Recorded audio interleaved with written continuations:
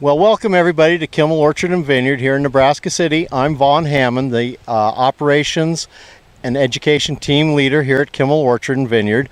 And beautiful day today, a little warm, but beautiful sunny day, and we're getting ready for the Applejack Festival, the 50th Applejack Festival here in Nebraska City, and really looking forward to a great weekend here.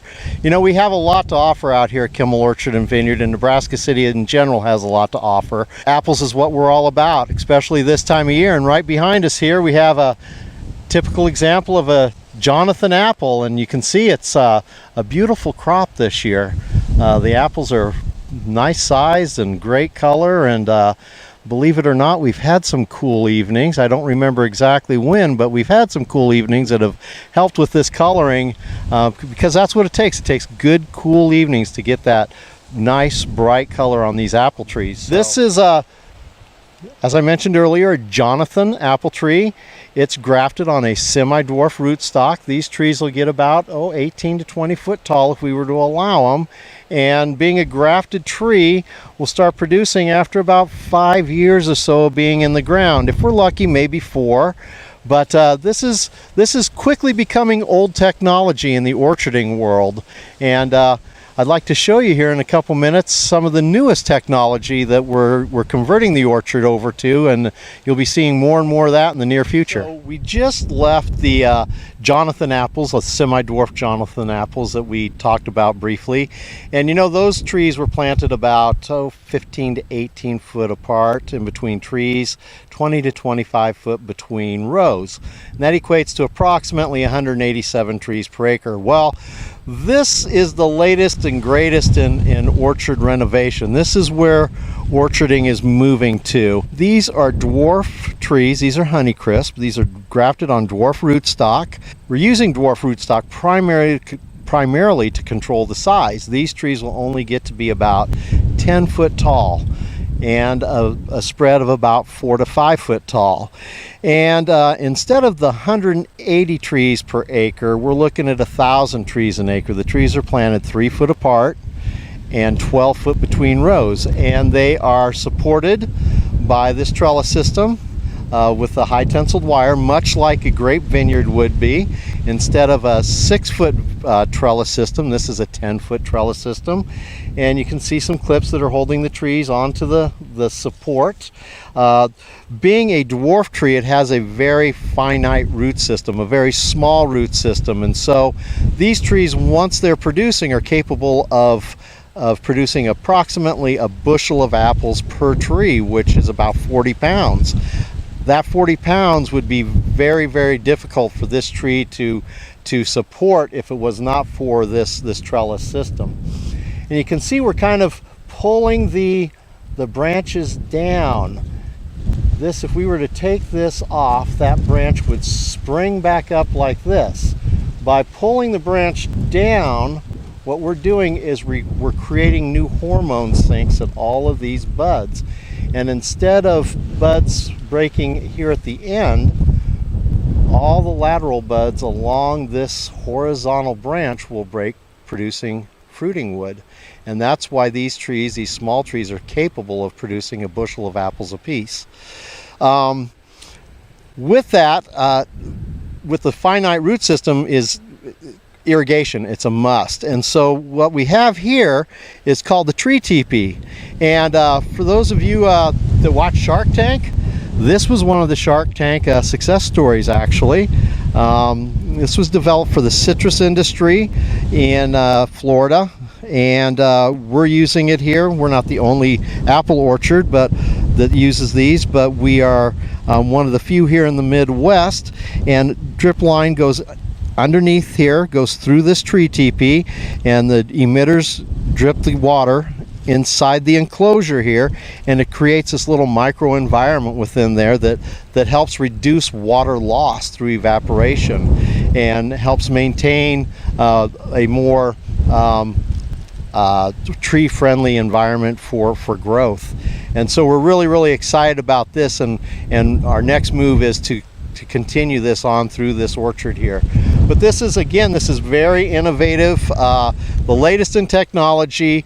It's changing every year, and as amazing as it seems, in 2 years this will be obsolete, and so all this work that we're going to right now, the next time when we do our next planting, will be a little different because we're learning all the time too.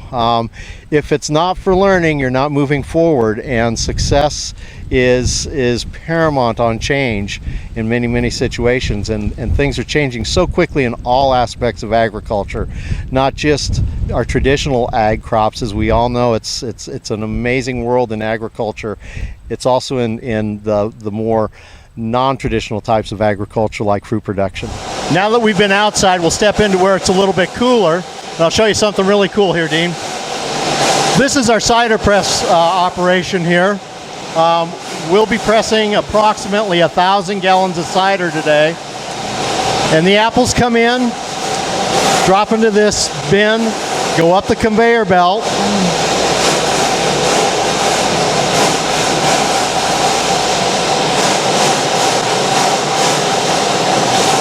and drop into a grinder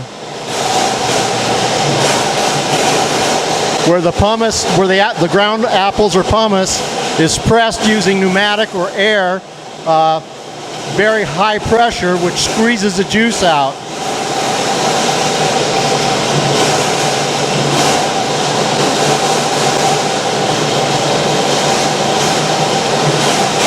It then goes into a rotary screen where the excess pumice is taken out, and then we transfer it to it's called a cider sure, which is a UV treatment that takes care of the E. coli, Listeria, and 17 other foodborne microorganisms to make the cider safe for all of our consumers. So here we have our new sorting machine. We just installed it for this picking season. We got it in August, I believe. It's a Duran Whalen. It's the state-of-the-art apple sorting technology at this point. Historically, we used a old FMC sorting line that based apples on weight. Very loud, very noisy. Would take several people to physically observe each apple, pick each apple up, look for defects, and put it in the bag or put it in the cider line depending on the quality of the apple. This machine is phenomenal. Everything is about apple quality, from the bin dumper to the cider bin over here. So the bin dumper actually flips upside down and gently eases the apples onto the conveyor. They go through a washer and a dryer and on up onto a single line rather than 5 lines on our previous machine. The apples go through at varying speeds. Generally, we keep it at about 3 apples every second. Each one of those apples at 3 per second has 50 pictures taken of it. Those pictures are equated back to defects that we have already predetermined and programmed into the computer program. And so it might be a bug bite, a bug sting, it might be a hail dimple, it might be coloration, deformed fruit size, just leaf deformities, whatever it may be. We've predetermined and have that in the computer, and those 50 pictures, if any of those deformities are found, it automatically kicks that apple out into the cider line, where then we use it to press cider. Those apples that are determined quality to go into our sales bags then come on down the line and go into predetermined size bags, whether they be 5-pound or 10-pound bags. They automatically fill, and once the 5 or 10-pound weight is achieved, a light comes on indicating to the operators that bag needs to come off and a new bag put on.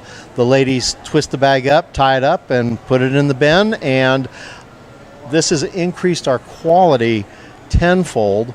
It has increased our efficiency tenfold. It used to be we could maybe do 100 to 120 bushels a day.